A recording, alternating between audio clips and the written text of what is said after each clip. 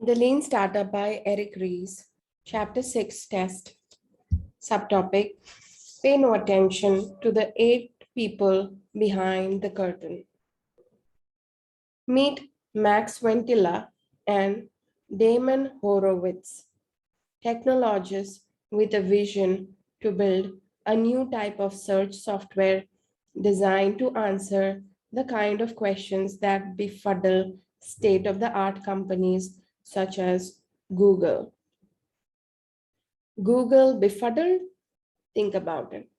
Google and its peers excel at answering factual questions. What is the tallest mountain in the world? Who was the 23rd president of the United States? But for more subjective questions, Google struggles. Ask, what's a good place to go out for a drink after the ball game in my city? And the technology fails. What's interesting about this class of queries is that they are relatively easy for a person to answer. Imagine being at a cocktail party surrounded by friends. How likely would you be to get a high quality answer to your subjective question? You almost certainly would get one. Unlike factual queries, because these subjective questions have no single right answer, today's technology struggles to answer them. Such questions depend on the person answering them, his or her personal experience, taste, and assessment of what you're looking for. To solve this problem, Max and Damon created a product called Aardvark. With this deep technical knowledge and industry experience, it would have been reasonable to expect them to dive in and start programming. Instead, they took 6 months to figure out what they should be building. But they didn't spend that year at the whiteboard strategizing or engage in a lengthy markets research project. Instead, they built a series of functioning products, each designed to test a way of solving this problem for their customers. Each product was then offered to beta testers whose behavior was used to validate or refute each specific hypothesis. See examples. The following list of projects are examples of Aardvark's ideation period. Reckitt, a service to collect your ratings from across the web and give better recommendations to you. Ninjapa, a way that you could open accounts in various applications through a single website and manage your data across multiple sites.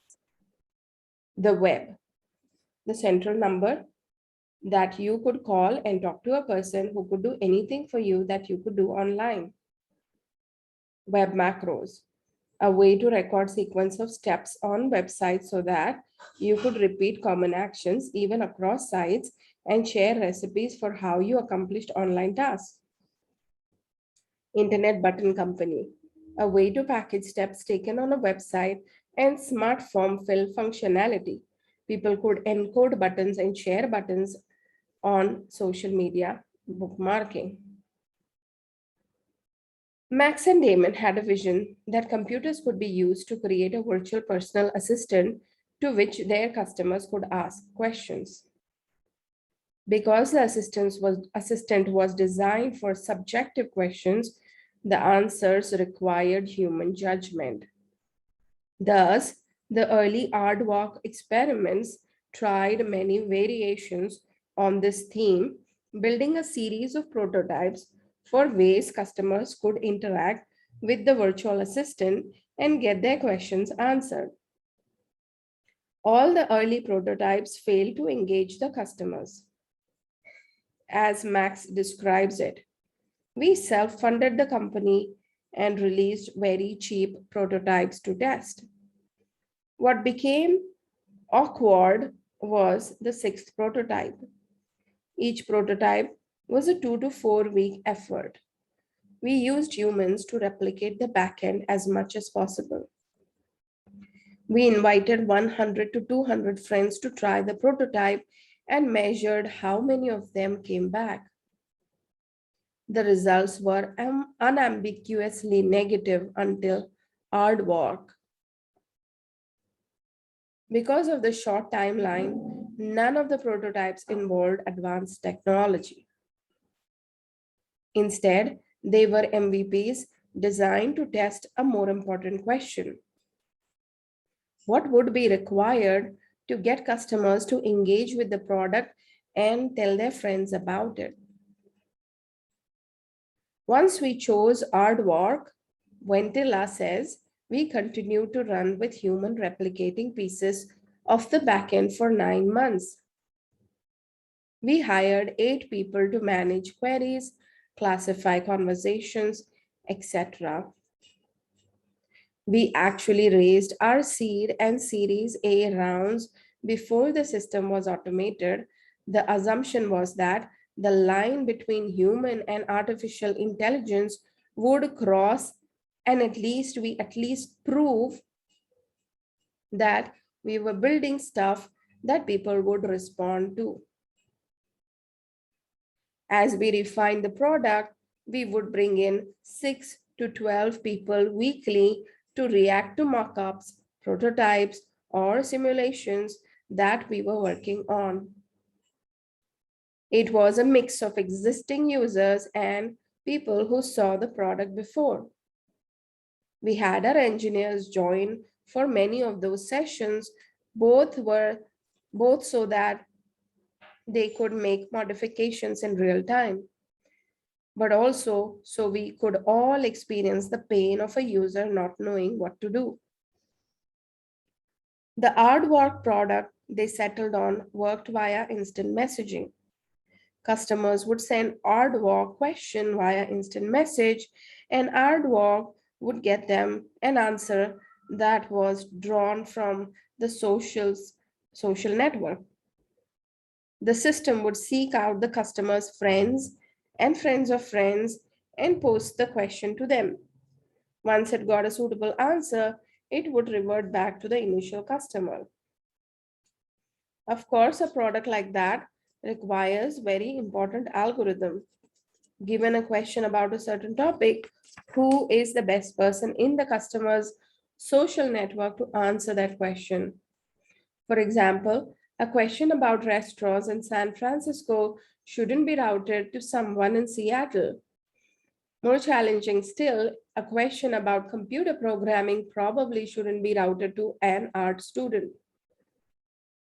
Throughout the testing process, Max and Damon encountered many difficult technological problems like these. Each time they emphatically refused to solve them at the early stage.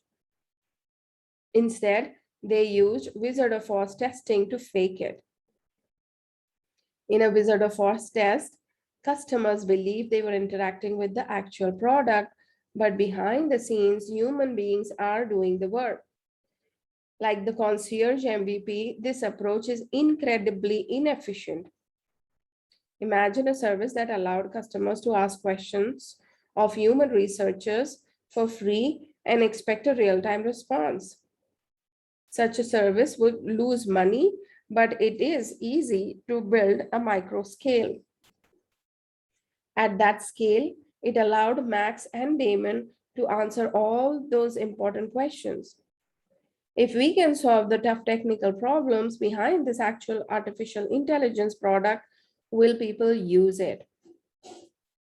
Will their use lead to a creation of a product that has a real value? It was this system that allowed Max and Damon to pivot over and over again, rejecting concepts that seemed promising but that would not have been viable. When they were ready to start scaling, they had a ready-made roadmap of what to build. The result Aardvark was required, the result Aardvark was acquired for a reported $50 million by Google. Thank you for listening to the Lean Startup. I will continue to read tomorrow. If you want to buy this book, the link is in the description. Thank you.